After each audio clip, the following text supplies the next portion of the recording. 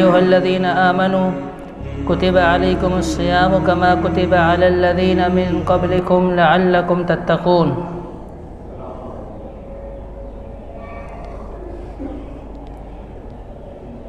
محترم سامعین و سامعات،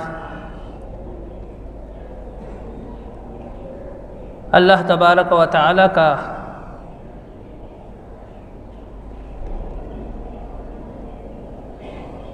شکر ہے کہ ہم اس بار پھر رمضان المبارک کے روزے رکھ رہے ہیں۔ اللہ تبارک و تعالی کا شکر ہے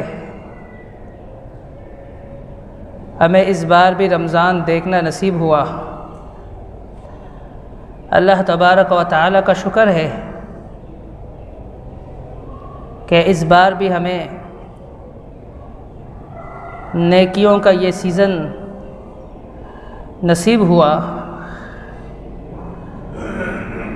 کتنے ہی ایسے لوگ ہیں جو پچھلے رمضان کو تھے اور اس رمضان کو وہ نہیں ہیں۔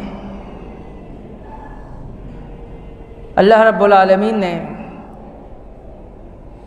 ہمیں پھر سے رمضان عطا فرمایا ہے، ہمیں رمضان کی سعادت بخشی ہے، تو ہمیں بھی اس رمضان کو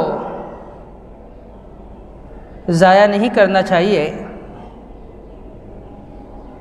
جب اللہ نے ہمیں رمضان کی سعادت بخشی ہے تو اس رمضان میں ہمیں بھی اپنے گناہوں کو بخشوانا چاہیے۔ کئی ایسی صحیح احادیث موجود ہے جن صحیح احادیث سے یہ بات بالکل واضح ہو جاتی ہے کہ وہ شخص پورے کائنات میں سب سے زیادہ محروم ہے جس نے رمضان المبارک کا مہینہ پایا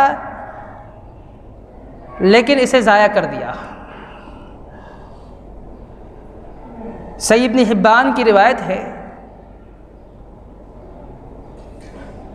رسول اللہ صلی اللہ علیہ وسلم کیا فرماتے ہیں؟ صحابہ کرام رضوان اللہ علیہم اجمعین بیان کرتے ہیں کہ آپ علیہ الصلاۃ والسلام منبر پر چڑھے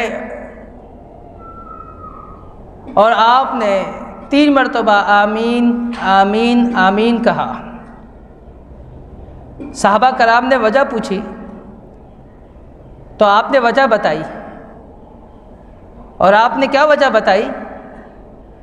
آپ نے فرمایا اتانی جبریل، میرے پاس جبریل علیہ الصلاۃ والسلام تشریف لے کر آیا اور کہنے لگا من ادرک شہر رمضان ولم یغفر له، من ادرک شہر رمضان ولم یغفر له فدخل النار، فقال ابعد اللہ فقل آمین فقلت آمین۔ جبریل علیہ الصلاۃ والسلام نے فرمایا کہ اللہ رب العالمین اس شخص کو اپنی رحمت سے دور کرے جو رمضان المبارک کا مہینہ پالے اور اپنے گناہوں کی بخشش نہ کروا سکے، اللہ اسے اپنی رحمت سے دور کر دے جو رمضان کو ضائع کر دے۔ پیغمبر آپ اس پر آمین کہہ دیجئے، تو میں نے بھی آمین کہا۔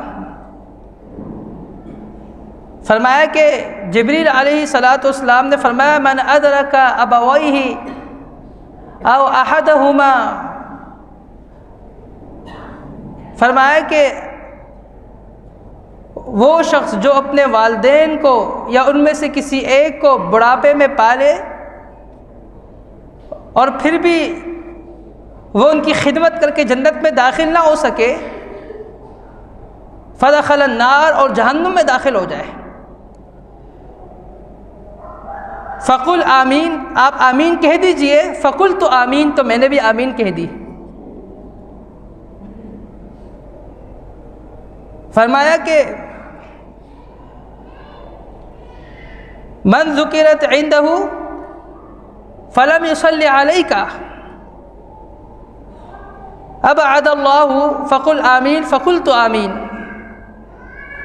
فرمایا کہ اللہ رب العالمین اس شخص کو بھی اپنی رحمت سے دور کرے جس کے سامنے آپ کا نام لیا جائے اور وہ آپ پر درود نہ بھیجے اور پھر بھی وہ جہنم میں داخل ہو جائے. میں نے اس پر آمین کہا. وہ شخص جو 3 بڑے مواقع ضائع کر دے، ان 3 مواقعوں سے فائدہ اٹھا کر جنت میں داخل نہ ہو سکے. نمبر 1، زندگی میں کئی بار رمضان المبارک آیا اور اس نے سارے رمضانوں کو ضائع کر دیا. نمبر 2، 20 سال 30 سال 40 سال 50 سال اس کے ساتھ اس کے والدین رہے، ایک اچھا موقع تھا ان کی خدمت کر کے اللہ رب العالمین کی رضا حاصل کرتا، اسے جنت مل جاتی، لیکن اس نے ان کی خدمت نہ کر کے اس نے جنت کے راستے کو جہنم کے بدلے میں تبدیل کر دیا. اس نے اپنی جنت بیچ ڈالی اور جہنم خریدا. تو فرمایا ایسے شخص کے لیے بھی بدعا کی، فرمایا اللہ اس کو بھی اپنی رحمت سے دور کرے. میں نے اس پر آمین کہا. وہ شخص جس کے سامنے زندگی میں کئی بار بلکہ دن میں کئی مرتبہ محمد الرسول اللہ صلی اللہ علیہ وسلم کا ذکر کیا گیا، لیکن اس نے اسے نظر انداز کیا. مختصر سا ایک درود تھا صلی اللہ علیہ وسلم، وہ بھی نہ پڑھ سکا. اپنی زبان کو، اپنے اونٹوں کو اتنی بھی حرکت نہیں دے سکا. ان سارے مواقعوں کو اس نے ضائع کیا. جب اسے اللہ کی رحمت ہی نہیں چاہیے تو جبریل نے فرمایا اللہ اسے اپنی رحمت سے دور کر دے. ابعد اللہ فقل آمین. پیغمبر آپ بھی اس پر آمین کہہ دیجئے. فقلت آمین، تو میں نے تینوں مقامات پر آمین کہہ دیا. الفاظ احادیث کے اور معانی مختلف ہے. ادب المفرد کے اندر الفاظ یہ آتے ہیں. رسول اللہ صلی اللہ علیہ وسلم نے فرمایا کہ شقیہ بڑا بدبخت انسان ہے، بڑا بدبخت انسان ہے. من ادرک شہر رمضان فانسلخ منہ ولم یغفر له، کہ جو رمضان المبارک کا مہینہ پالے اور پورا مہینہ اس سے گزر جائے، پورا مہینہ اس سے گزر جائے اور وہ اپنے گناہوں کی بخشش نہ کروا سکے. فرمایا شقیہ بڑا بدبخت انسان ہے، بالکل بدبخت محروم انسان پورے کائنات کے اندر جس نے رمضان المبارک کا مہینہ پایا اور اس سے پورا مہینہ گزر گیا اور اس کو کچھ حاصل نہیں ہوا. رسول اللہ صلی اللہ علیہ وسلم کی ایک اور حدیث ہے، شیخ البانی رحمۃ اللہ علیہ نے اسے فضل الصلاح کے اندر نقل کیا ہے. فرمایا کہ رغم انف امرئ، ایسے شخص کا ناک خاک آلود ہو. من ادرک شہر رمضان، جو رمضان المبارک کا مہینہ پائے، ولم یغفر لہ، لیکن پھر بھی اپنے گناہوں کی بخشش نہ کروا سکے. گناہ جتنے اس کے کندھے پر موجود تھے وہ اسی طرح ابھی بھی ان کا بوجھ موجود ہے. گناہوں کا بوجھ ہلکا نہیں کر سکا، اپنے گناہوں کی بخشش نہ کروا سکا، اپنے آپ کو جنت میں داخل نہ کر سکا. اور پتہ چلا رمضان کے بعد شوال، ذوالقعدہ، ذوالحج، محرم، سفر میں کسی بھی مہینے میں اس کا انتقال ہو گیا، دوبارہ اس کو رمضان نصیب ہی نہیں ہوا. رمضان المبارک یہ ہماری تربیت کرتا ہے اور ہماری ایسی تربیت چاہتا ہے کہ مکمل طور پر ہم اپنے گناہوں کو صاف کر دیں، ہم اپنے آپ کو گناہوں سے دھو لیں، ہم صاف و شفاف ہو جائیں. مکمل طور پر رمضان المبارک ہماری تربیت کرنا چاہتا ہے اور ہماری ایسی تربیت چاہتا ہے کہ ہمارے سارے گناہ دھل جائے اور ہم جنت میں داخل ہو جائے اور ہماری جہنم وہ تبدیل ہو جائے جنت کے اندر. جس رستے کا ہم نے انتخاب کیا 11 مہینے، وہ رستہ تبدیل ہو جائے، ہم جنت کی طرف گامزن ہو، نیکیوں کی طرف گامزن ہو.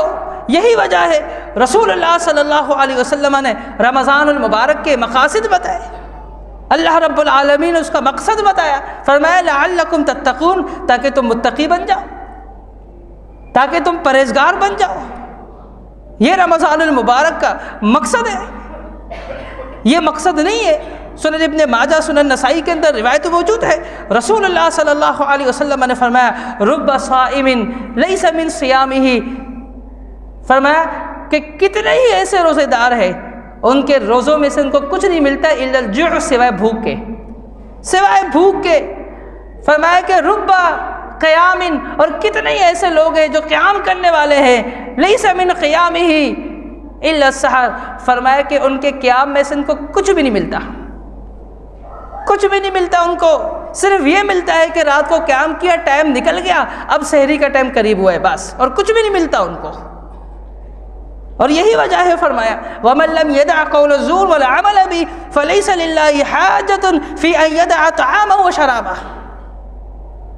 فرمایا ایسے بندے کے روزے کی اللہ کو کوئی ضرورت نہیں ہے جو ناجائز کاموں کو نہیں چھوڑتا، جائز کاموں کو، حلال چیزوں کو چھوڑتا ہے، اللہ کے حکم کی پابندی کرتا ہے لیکن ناجائز کاموں کو نہیں چھوڑتا۔ کھانا حلال ہے، حلال چیزیں مسلمان کھاتے ہیں، لیکن سحری کے بعد سے افطاری تک اس نے حلال چیزوں کو ترک کر دیا۔ پینا، پانی پینا، یہ مشروبات جو حلال ہے، انہیں نے ان سارے مشروبات کو، حلال کو چھوڑ دیا اللہ رب العالمین کی رضا کے خاطر۔